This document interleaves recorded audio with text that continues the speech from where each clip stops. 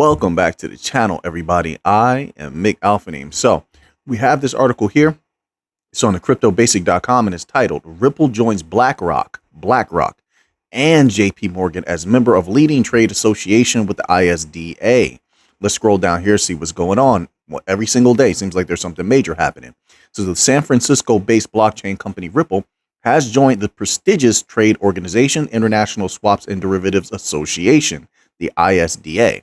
It says well-known XRP influencer Crypto Eri took to Twitter to announce the development, highlighting the significance of Ripple's alignment with the ISDA. They actually have the little tweet here from Crypto Eri, and it says, at Ripple has joined ISDA, 100% focus. I'm assuming that's what it means there. It says derivatives officers from BlackRock, Societe Generale. That sound familiar? JP Morgan, CME Group, Citi, Goldman Sachs, BNY Mellon. Members only. This sound familiar? London Stock Exchange, Bank of America, Intercontinental Exchange. 1,000 plus institutions are members. 79 countries. That's power. But wait, there's something else at the end of this article that's very potent. But once again, we see that in the Bankcoin family, they have the absolute best researchers on the planet right here in the Bankcoin family. So now, let's scroll down here. It says the alliance signals Ripple's strategic foray into the realm of derivatives. Money. It says, and its intent to further integrate its blockchain technology into the traditional financial markets. Look how fast everything is accelerating. It says Crypto Eri highlighted the ISDA boasts a membership roster of global financial elites, which to Ripple, this is nothing new, but this is one more huge step, in my humble opinion. So it includes officers from financial powerhouses such as BlackRock. They go into those names again, those powerful names that this particular individual iterated in the tweet. It says Ripple ISDA membership. Notably, Ripple joins ISDA as an associate member. According to ISDA, this membership comprises entities integral to the derivatives markets infrastructure, such as technical solutions providers, exchanges, and clearing establishments. Now here, down below, it unveils something else. And this is why I keep telling people, there's a lot of powerful movers in the Bankcoin family. It says other crypto-focused entities with ISDA associate membership include proof-of-stake blockchain Algorand. Look how Algorand is everywhere. Everywhere. They rub shoulders with a lot of powerful places they're in where a lot of bank coins are still trying to get in or just getting in. Algorand's already there. That prestige of Silvio Micali carries them far, I'm telling you. And I expect big things in the future. I think they're going to be phenomenal. You know, a little bit of a down period right now because people have sort of, turned their back on algo en masse because of the SEC problems. I don't know why. If you see what happened with XRP, I think it's going to be a similar outcome when it comes to algo and Algorand. But, we'll see how things go in the future. I think they're going to dominate, but Algorand is there. So you have Ripple there and you have Algorand. So now let's move on here. We have more news to cover. All right. So now this article is also from the cryptobasic.com and it's titled, here's how much your 5K, 15K, your 300K XRP would be worth if XRP reclaims its $3.70 all-time high. I'm pretty sure a lot of people have gone over these numbers before, but it says here, a notable XRP community influencer recently visualized how much investors' current XRP holdings would be worth should XRP reclaim its all-time high of $3.70. I believe that number was actually adjusted by David Schwartz. So, I don't remember the exact number off the top of my head. It was a little bit lower than $3.70, but hey, check that out for yourself. All right. Don't just take my word for it. It says, in a demonstration of what could be in store for XRP investors, I believe it definitely is, the prominent XRP influencer, Crypto Assets Guy, has provided a thought-provoking visualization showcasing the potential value of their investments if XRP reclaims its all-time high. The visualization presents potential returns at different XRP holding levels, ranging from 5,000 XRP to 300,000 XRP.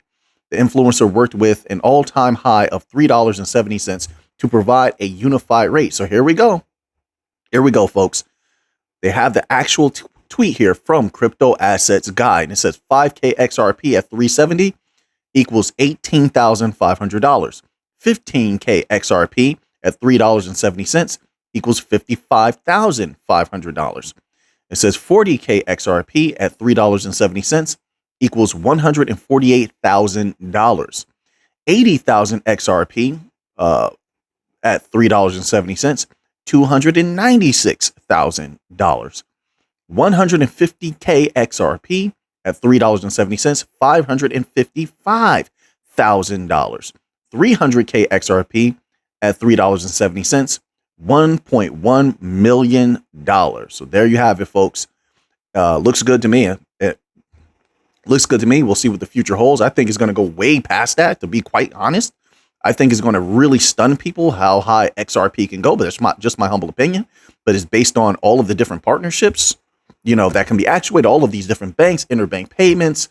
Now they're, Nostro, loosening up Nostro, all of those different variables, the variables. But I think it can go way past that. But first we get there. First, let's break $1. I think that's coming very soon. Despite a healthy pullback that we're experiencing now, let's break $1. And, then we go from there. That's how I feel. I'm just taking everything in steps, everything in degrees. Okay. So now let's move on from there. Once again, if you want to see the rest of that information, there's a lot more to this article, thecryptobasic.com. All right. So shout out to Young Cause. See, I don't forget. I remember I told you I was going to give you a shout out. Shout out to Young Cause. Shout out to Lil Balls, Dr. Slimeball, Keith, Corey, I Love Life 22, Akareko, Head Trauma, Matthew. Shout out to Matthew. Big shout out to Matthew. All right. So now let's move on to this next article on zcrypto.com. And it's titled Ripple Q2 Report Clarifies 6 Misconceptions About Recent XRP Legal Ruling. This is what it has to say here. It says, Ripple, the San Francisco-based fintech company, used to publish a quarterly report called XRP Markets Report, wherein it voluntarily discloses sales of XRP, among other things. However, achieving a partial win in the legal battle, let's skip that little part. We know all of that stuff there. It says here, in its current report, presented in a different format, Ripple referred to the SEC's approach as, quote, ironic for an agency that touts transparency and disclosure. Accordingly, Ripple is reevaluating the role and contents of this report going forward.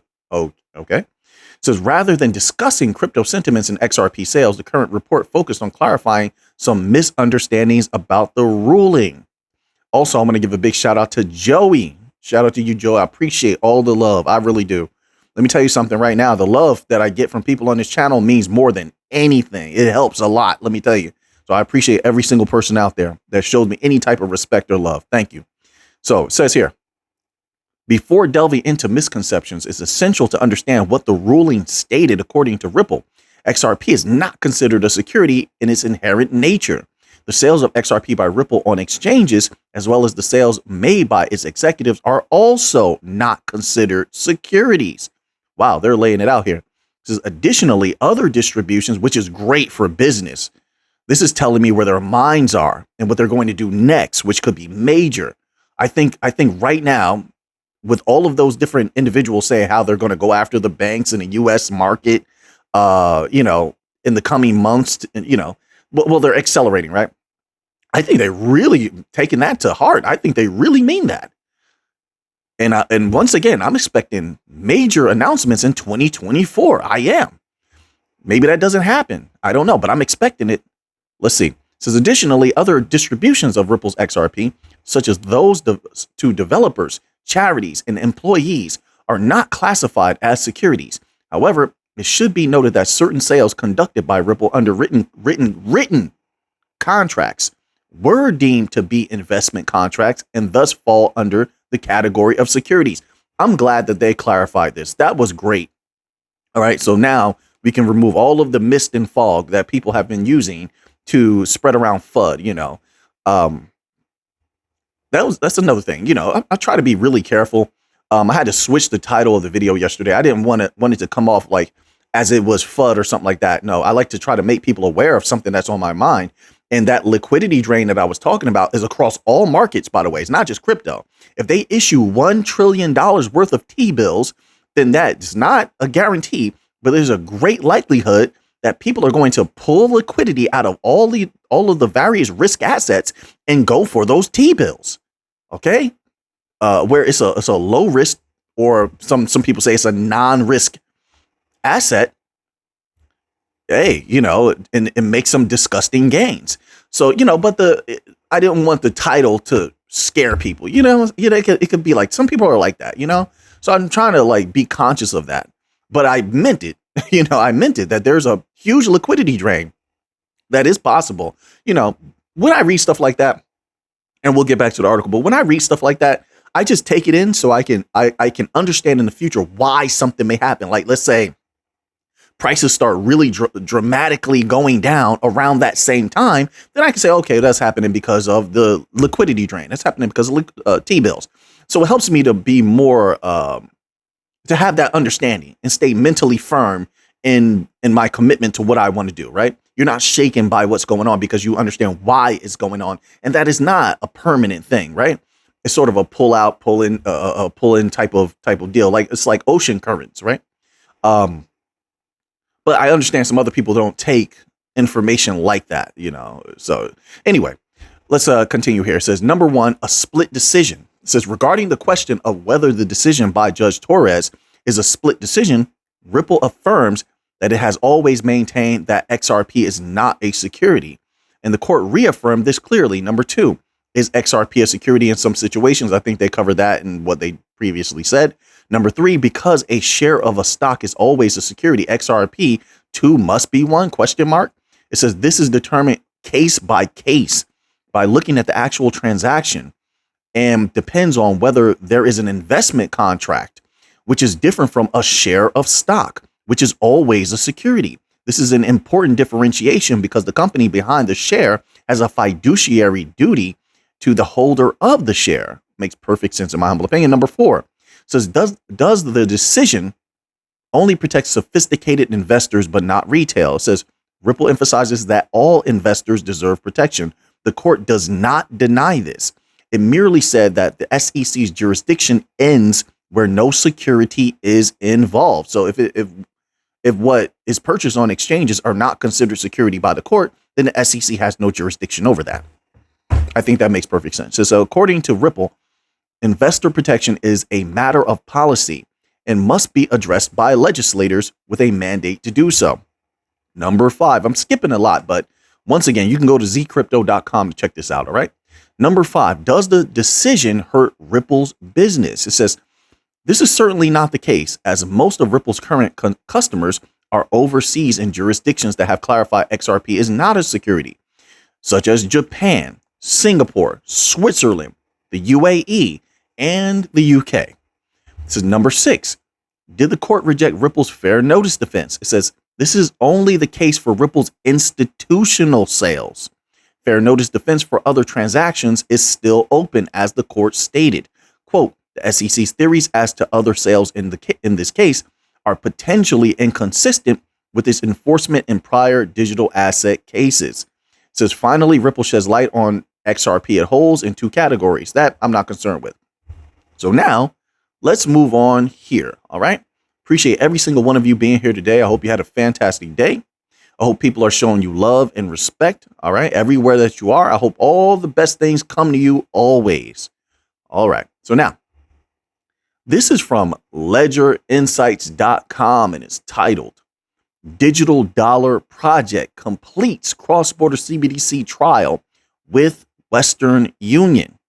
So it begins here. It says, on Thursday, the Digital Dollar Project announced the successful completion of a cross-border central bank digital currency trial in the Philippines, which it developed with Western Union. Now, we all know who was heavily involved in the Digital Dollar Project. Ripple was involved. I believe Algorand also contributed to it. It says the pilot study assessed the potential advantages of using CBDCs for international remittances, leveraging a distributed ledger technology platform to simulate the transfer of digital dollars and Philippine pesos. It highlighted key benefits such as reduced risks, lower costs, and enhanced transaction visibility, which, by the way, now that I'm reading this, hey, if you get a chance, check out that members only video I just released yesterday. There's a key piece of information there that is potent, that makes all of this very, very good for the new financial system. Very good. It says DDP's CBDC trials. The Digital Dollar Project is a nonprofit research initiative that we know. Let's skip that little piece there. It says U.S.-Philippines experiment. The pilot explored how a CBDC could improve cross-border remittances in the U.S.-Philippine corridor, one of the busiest in the world. The Philippines received $36 billion in remittance payments in 2022, representing 8.9% of its GDP. However, the cost of sending money from the U.S. can sometimes exceed 4% of the total transaction volume. It says, posing a significant burden on disadvantaged individuals. Nearly 3 in 4 Filipino consumers receive money at least once a month, so the challenge is paramount. Correct me if I'm wrong, but I believe XRP has a lot of different integrations in the Philippines. Like I said, correct me if I'm wrong. This is what I remember, but I remember it from long ago. It says, against this backdrop, there was someone else that was building corridors and infrastructures in the Philippines. Another Bankcoin company, but I can't remember who. I want to say it was either Algorand or Hedera, but I'm not sure. Maybe I'm wrong on that. I could be wrong. Maybe I'm just recalling Ripple, right? Or a Ripple partner. But anyway, this is against this backdrop. Retail CBDCs promise to enhance cross-border payments, speed, and efficiency. That we know all that whole thing that they like to say there. It says, most importantly, the study demonstrated the benefit of atomic settlements, which significantly reduces counterparty and credit risk and improve liquidity. Liquidity. Keep an eye on that. Keep an eye on the global liquidity. I'm telling you, they're having a lot of problems. And not only that, so typically we look at the United States and we say, well, hold on. Are people spending their cash right now? Are they spending more now? Or are they saving more? Well, right now they're spending a lot, right? This is what I've been reading, at least. But there is a segment of Western society that is holding on to a lot of capital. And so different entities are looking at ways to shake that capital out of them, make them give that up, right? Because they need that liquidity to flow. They don't need you holding something and rendering it illiquid. But globally, here's the thing. Globally, there's a lot of capital hoarding.